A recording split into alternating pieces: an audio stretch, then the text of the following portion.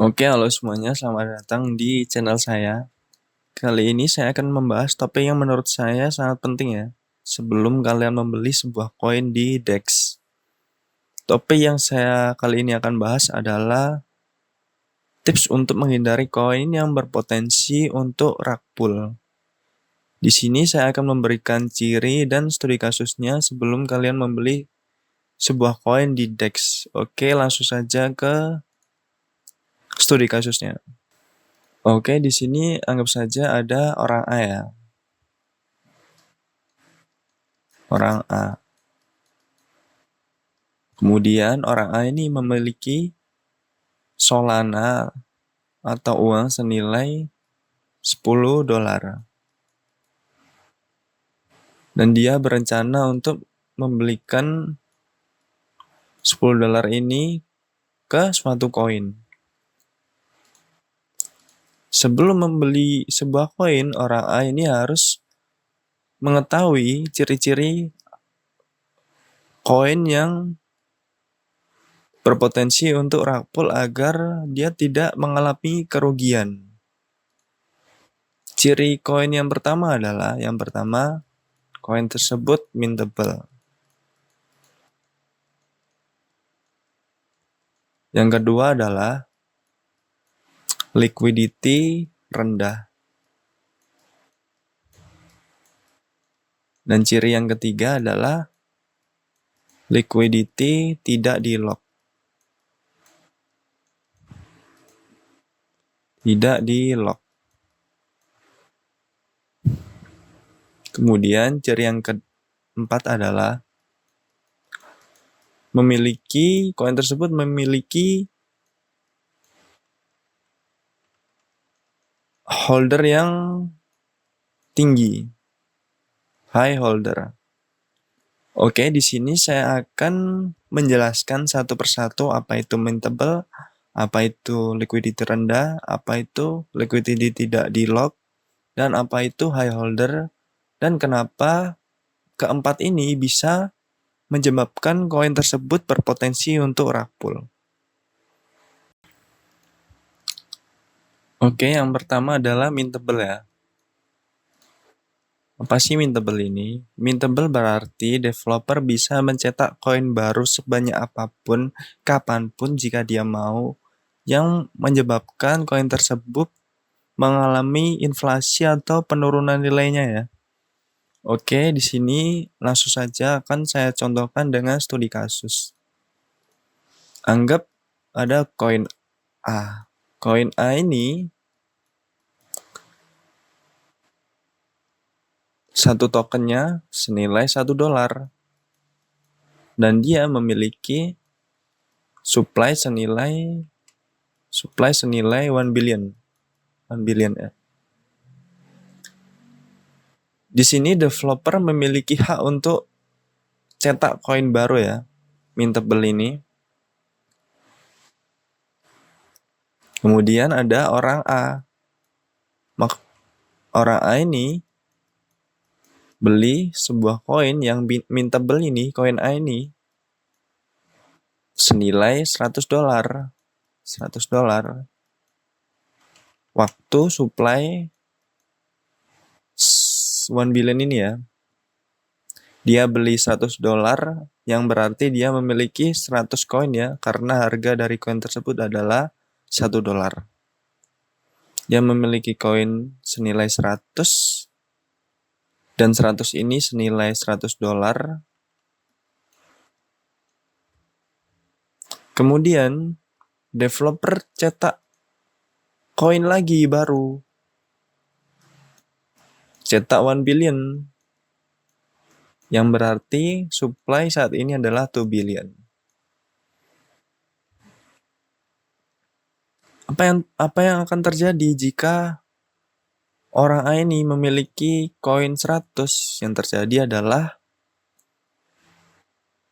nilai dari $100 ini akan dikurangi 50%. Kenapa kok dikurangi 50%? Karena 2 billion ini dibagi dengan 2 ini ya, 1 billion, 1 billion. 2 billion dibagi 1. jadi 2. 100 per 2 sama dengan 50. Maka nilai dari koin ini yang awalnya nilainya adalah $1, kemudian setelah developer print supply baru, maka nilai koin yang harusnya $1 akan menjadi $0,5. $0,5. Dan orang ini memiliki 100 supply. Yang berarti nilainya sekarang adalah $50. Berkurang setengah. Ini adalah contoh dari mintable, koin mintable.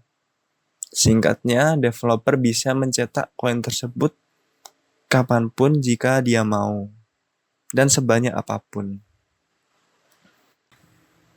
Oke, yang kedua adalah liquidity rendah. Oke, langsung saja ke contohnya ya. Contohnya di sini ada sebuah koin A ya. Koin A ini memiliki liquidity senilai $100. Dan developer dari koin A ini memiliki tim. Tim tersebut memiliki hold senilai $95. Yang berarti 95% dari liquidity. Kemudian timnya ini mempromosikan koin A ini sehingga ada 10 holder baru yang menjadi korban. 10 holder tersebut memiliki $1 masing-masing ya. Masing-masing dari 10 holder ini memiliki koin senilai $1. Kemudian tim dari koin A ini menjual 95% $95 dari koinnya, yang berarti liquidity sekarang tinggal $5 yang awalnya $100. Koin yang tersisa hanya $5. Yang berarti dari koin $1, dari 10 holder memiliki $1 per orang, sekarang hanya senilai 0,05 dolar. Yang berarti kehilangan 95%-an dari nilai koin tersebut. Kesimpulannya adalah jika koin tersebut memiliki liquidity yang rendah, maka akan sangat mudah dimanipulasi oleh developer pun bisa, whale lain pun bisa, ataupun tim dari developer tersebut juga bisa. Maka kalian harus menghindari jika koin tersebut memiliki liquidity yang rendah. Oke, yang ketiga adalah liquidity tidak di-lock. Liquidity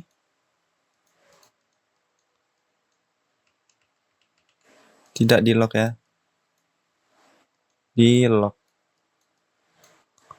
Apa sih yang terjadi jika liquidity tersebut tidak di-lock? Oke, sekali lagi saya akan memberikan gambaran studi kasusnya. Anggap di sini koin A lagi. Koin A ini memiliki liquidity senilai $100. $100.000 contoh, tapi tidak di-lock. $100.000 ini tidak di-lock. Apa yang akan terjadi jika liquidity tersebut tidak di-lock? Yang terjadi adalah developer dari koin A ini, anggap ini developer, bisa tarik $100.000 ini kapanpun jika dia mau. Yang artinya jika kalian memiliki koin A ini senilai $100, kemudian liquidity-nya tarik semua hingga $100.000, maka nilai dari $100 koin yang kamu miliki ini juga akan habis karena liquidity sudah ditarik. Inti dari liquidity tidak di lock adalah jika liquidity tidak di lock, maka developer bisa tarik liquidity tersebut kapanpun yang dia mau. Oke, di sini selanjutnya yang terakhir adalah high holder. High holder. Apa yang terjadi jika suatu koin memiliki holder yang tinggi? Koin A lagi contohnya. Anggap koin A ini memiliki top holder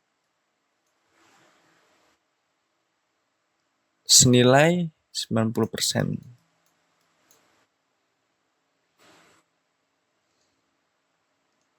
Dan kalian membeli koin A ini senilai $10. Setelah beberapa saat, anggap setelah 2 jam, 90% ini dijual oleh holder tersebut. Maka apa yang terjadi? Dengan $10 yang kalian miliki akan menjadi akan menjadi sekitar $1